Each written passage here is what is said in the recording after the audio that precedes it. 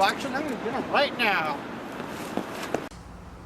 Hi, this is Tony D with the Tony DR. I'm here with Frank Ramirez from Zero Mar Productions and the Check It Out video show. Frank, it's been a pleasure to have you. Tony, what's up, my man? Haven't seen you in a long time. How you feeling? Just fabulous. I'm glad to have you here. Thank you, man. Happy to be here. Let's get to business here. Tell me, what was your motivation when you first started this entire legacy of yours? When I started as a youngster. I was influenced mainly by my father, playing a lot of those old 45s, Motown, Stax, Atlantic. I was very influenced. I loved music. It was an outlet. I really enjoyed bouncing around the house, listening to individuals like Wolfman Jack, Casey Kasem, and I said, you know what? I could be just as crazy as those guys. I loved music. I was into R&B and dance, and you know, I just felt it as a nice driving force, a way to escape the daily stress as a kid, getting beat up on the playground, come home, listen to some music, just doing it up, baby. You started off in radio. What year was this? This was about 1979. 1979. About a couple years out of high school, college, hooked up with Radio Chicano out of UCSB, Eugene Ugis, Joe Rizzo, who is from the Oxnard area. We built an organization educating Chicanos in media, used the facilities at KCSB, at UCSB to facilitate our needs. We eventually had block programming across the board, Monday through Friday, Latin DJs, different types of music, oldies, Tex-Mex, Latin jazz. I was as an individual myself, I was influenced by black music, so I was playing a lot of R&B, and it was a very good learning process for me to become educated in basically all facets of radio. Oh, definitely. I believe many people were inspired to stay up late Friday nights to record your show. Thank you. You know, it was like, that's where you get all the jams. And it was like, man, it was like, actually, I think you kind of like changed the format for Q1 of 5, which is now Q1 of 7, because they were more pretty much top 40, and then, you know, you pretty much made a lot of people realize that, man, there's a good market here. I think for myself, I kind of pride myself on being an excellent programmer, not just so much overbearing with my music, but just playing what I like and liking what I play. And you know, back when I was growing up, it was all about fun music. Everybody was out there having a good time and just expressing what was going on. A lot of love music. You know, everybody was in love back in the 80s, but 70s and 80s. But yeah, I really enjoyed myself. So. And you started your TV show in 92. 92. Check It Out video show was a collaboration between myself and one of the interns at KCTV.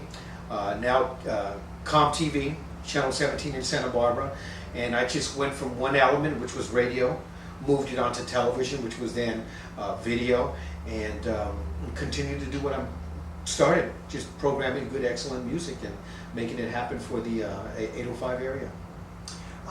As far as future plans, what do you have in store? Are you planning anything? What I like to do, Tony, just like the rest of us, all us individuals that are out there in media, is to expand my horizons. Right now there is a website being built at www.checkitoutvideo.com, and I'm just looking to move my show into a much bigger market, hopefully with individuals like yourself. Maybe we can expand the horizons and just take the show, my program, maybe even your program, to the next level. Oh yeah, that's the secret, is constantly moving ahead. Is there particular people you're looking for to get in touch? Are you looking for sponsorship, donation? I'm looking for sponsorship. The program pretty much carries itself. I have a very good quality program, and I look to facilitate that by interviewing individuals out in the community, being very community oriented. That kind of is like my true difference between my program and, let's say, somebody like MTV or BET, is where my roots are in my community. And so I go out and look to interview individuals in the community that are making some type of impact like yourself, and hopefully continue to do quality programs. Somebody will say, okay, Frank, we want to take you under our wing, or maybe we're interested in sponsoring your program. Let's help take you to the next level. So any of you individuals out there, or even corporate sponsors that are looking to make things happen, we can do it right here on the Tony D Show. Right here's documents you must sign for that too.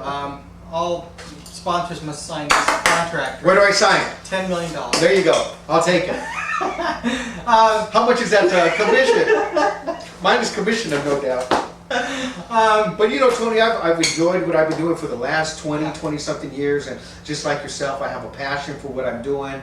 And I'll tell you, if it wasn't for, I would say, somebody like myself or for you, I mean, where would the outlet be? You're right. There wouldn't be much of an outlet. So, you know, I give praises for the fact that I'm still here, still doing things, and, you know, hopefully we'll just take it to that next level.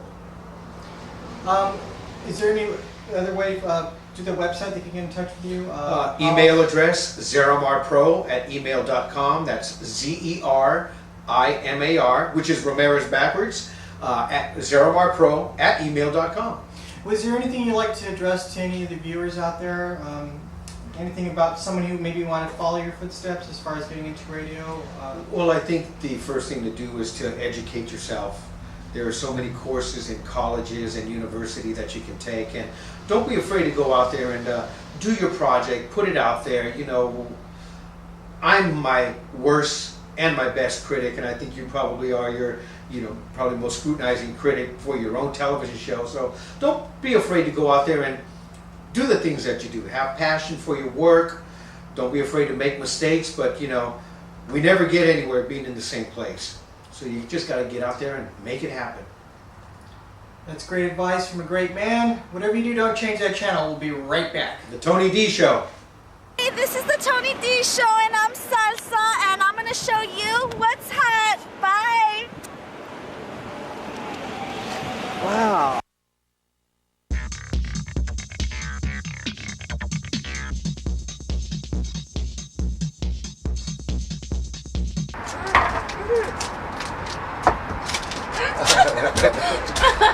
I did it. I downed the whole beer. I knew I could do it. You okay? Yeah, okay. What's your name? My name's JR. Huh? Well, I don't want to use my name. How you doing? You having a good time tonight? Mm-hmm. Good. What's your name? Crystal. Crystal. Just kidding. Oh. No, it's really Pearl. Oh, that's a pretty name. Just kidding. Oh, man. You've had something to drink, huh, tonight, huh? What? You've had a little something to drink tonight, huh? Yeah. Hey, there's nothing wrong with having a good time every now and then, you know? So, who'd you come to the party with? My boyfriend. Your boyfriends? No, boyfriend. Oh, okay. Where's he at? I don't know. Now, I know he just didn't leave a beautiful young lady like you out here on the ledge Shut by up. yourself. You didn't mean that. Oh, I mean it. You are gorgeous. Look at you. Man. So, what made you come to this party? Who do you know here? I don't know. Yeah. I just showed up at the party. You showed up. And my boyfriend, I think this is my boyfriend's girlfriend's house. Your boyfriend's girlfriend's house. Oh, well, I- hey, there's nothing wrong with that. Everybody has to have fun, even though you're in a relationship. You No, know? no, see, she's, I hate her. Oh. I came here to fight her, and she wasn't even here, and he's in there, and I don't know what to do. Why you? Like, Whoa. Are you okay? Are you okay? Are you okay? Are you okay? Shoot. I'm okay. Are you sure? Yeah, let's have another beer. Can you have another beer? Go. Can you tell my boyfriend that I'm out here? I don't think you really need to. Hey, you know what? Forget about your boyfriend. You know, Why? I'm here. What? I'm here. What? You know? Well, I don't know, cause I don't know. Huh? My boyfriend, you'll kick your butt. Oh, come on. I'm sorry. Are you drunk too? Oh, no. I'm just having a good time with you. I mean, give me a break. I mean, look at the sky, baby. Brenda, where are you? What? What's going on here? Nothing. What's that? As I told you, my boyfriend. Who are you? Oh, man, I'm David, man. I'm just out here, you know, What? having a good time Where with this beautiful young Where were lady. you at? I told you to come with me now! Hey, hold up, You're- man. Hold up, man. Hey, who are you? Who are you? Hey! Wait a minute! Hey, what's up? You're in it, man. You're gonna kill you right now. You're gonna die. You're gonna kill you. Hey, man, she don't want you no more. She doesn't want you no more. Oh. She already told told me, okay? You're an alcoholic, okay? She doesn't.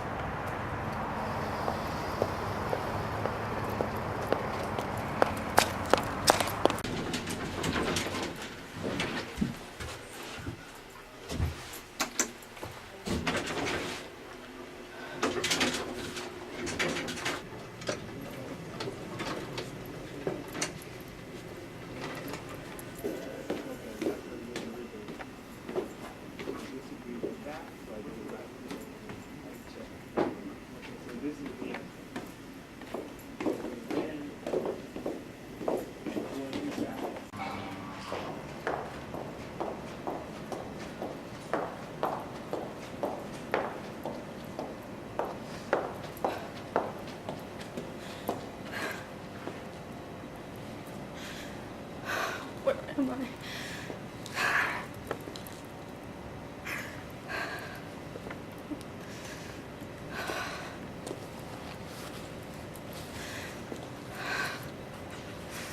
You're watching the Tony D Show, so don't change that channel.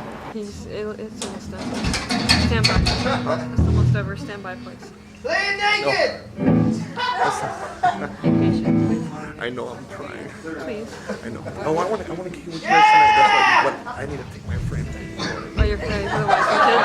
His wife and kids? Oh no, he has his house that he's going to. He has to be there. He has like this kind of.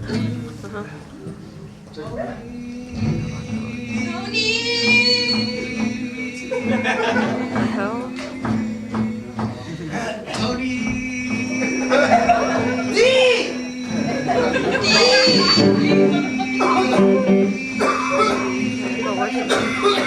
People worship him, huh? Thank you.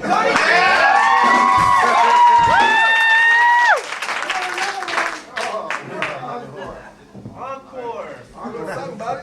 This one is called Tony. Tony, I just found out of this last night. Tony, Alright, come on, guys. It's matching. I walk on the street. Alright. Naked! Take over. I'll get him. Alright. Get on, Tony. And I don't feel anything. 'Cause I know that Tony is there!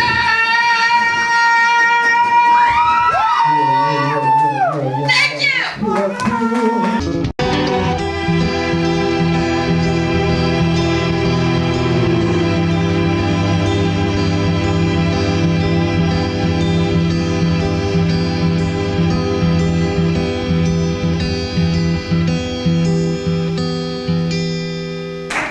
I'd like to start with a question about how you got people to really talk to you as openly as they did.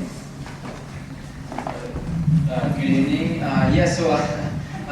Thanks for watching the movie. So I traveled to Baghdad last year, and basically I was telling the Iraqi government that I was doing a story on the embargo, against the embargo.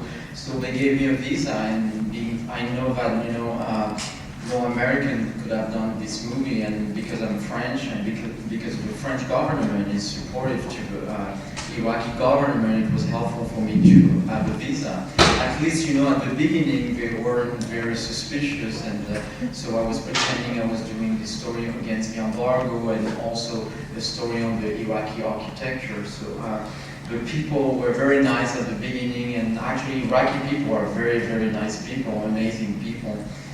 But I cannot say the same thing of the Iraqi government. The first day I arrived there, I was obliged to pay $250 a day. This is the rate, the official rate to have a right to be a journalist in Iraq. So they ask every journalist to pay $250 a day, which I find quite amazing when you know that the salary of a normal Iraqi is $3 a month. So, at the beginning it was okay, but after like a month, when you start asking questions about Saddam, things change and people suddenly you become like not wanted, and the end of my trip was really difficult because during I had all the time with me minders, which is agent from the government, were following me all the time and checking everything I was doing. And one of at the end of my trip, I was in the house of Saddam interior designer, and I wanted him to speak about with Hussein, the son of Saddam, but I didn't want the agent of the government to be there because you cannot ask questions about the family of Saddam. It's like you don't do that in Iraq. So I locked the door, and my miners were outside, and they couldn't get in. So after at the end of the interview, they were very upset, and the day after they transferred me to an hospital without asking me. And so I thought that we were like going to do a shooting, and I saw a nurse coming to me with a needle and say, "We're going to do a blood test." I said, "What?" I said, "Yeah, we're going to do a blood test." And the agent from the government told me, "Yeah, you've been there for almost 2 months, and it's a law." I mean, I don't know where they come up with this law, but they told me, "Yeah, it's a law, we need a blood test." And, I really started to freak, and for me, needle is like worse than spider, and I was ready to break everything, and I asked for my ambassador to come, and I mean, it was like a big deal. And so they told me, "Okay, we're not going to do a blood test, but you're going to have 2 weeks." So I left the same day, and I'm not that courageous, and they started escorting me until the desert. They didn't say bye, and so it was pretty rough. Question back there. They didn't ask to see any of the footage that you had shot? I mean, the footage I shot were shot with a miner. Other footage I shot it with a hidden camera, like Saddam, the new palace is building in the middle of Baghdad, which is going to be 3 times larger than the White House. I shot it with a hidden camera, and this, because when you leave a country, you need a visa for each tape. So I knew that all the tape I had shot with my hidden camera, I couldn't have those tape to go outside of the country. So I smuggled it illegally outside the country. Even the interview that you saw with Saddam, it's interview that I didn't shot, but it's cameramen who are working with Saddam who shot it, and I smuggled those interviews illegally out of the country. And it took me actually 3 months to have those footage to be smuggled illegally out of the country. so you had people helping you get different shoots out to the Yeah. I'm not going to say who because obviously. But yeah, I mean, and also you have to understand that the corruption in Iraq is it's amazing. Those people in Iraq, they make $3 a month. I mean, most of the people I met, their children are dying. They don't know how they're going to feed their children, and it's a horrible situation. And when you come with like $100, it's like for them it's 3 years salary, 5 years salary. I mean, if your children were dying, would you take the risk to have all your family killed, but have like 5 years salary and help for journalists? I mean, it's a very difficult situation, and it puts you in a very difficult situation because at the same time you save their life, you give them 5 years salary, but at the same time you know the cost. I mean, if they caught by Saddam, they dead. It's not only they dead. It's like Saddam sent the bulldozer to kill their first cousin. They erase your house. They erase the house of your first cousin, of your second cousin, until the 6th generation. I mean, it's pretty scary, and this is the reality there in Iraq. Yeah. Have you tried to distribute this around the country? Yeah, I have a distributor, and my distributor now is selling it, but I can't. Although my distributor was a bit scared because.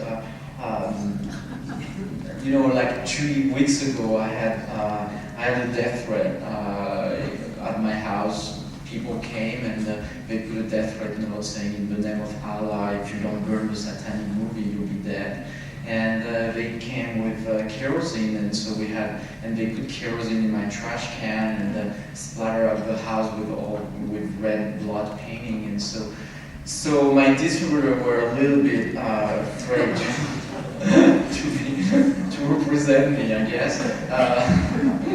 But things, are, I haven't done, it's just the first public thing I'm doing now, since what happened, so, I don't know, I'm always nervous. Let's go all together.